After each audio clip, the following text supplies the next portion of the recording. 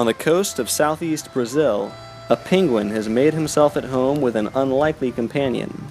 For the last 4 years, this Magellanic penguin has been hanging out with a retired bricklayer named João Pereira de Souza. The penguin, nicknamed Jing Jing, disappears into the ocean for as much as 4 months at a time. But when he comes back, it's always to de Souza's shanty by the sea. De Souza found Jing Jing in 2011, soaked in oil and lying on the beach in front of his house. He fed the bird some sardines and gave it a shady spot to rest, and he hasn't been able to get rid of Jing Jing since.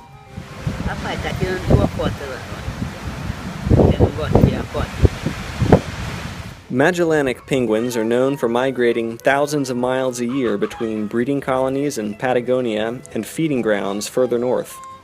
Despite their reputation as cold-water animals, the birds have been known to turn up in the warm waters of Brazil, where a northbound current occasionally drops them off on tropical beaches like this one in Rio de Janeiro state. But local fishermen have never seen anything like this.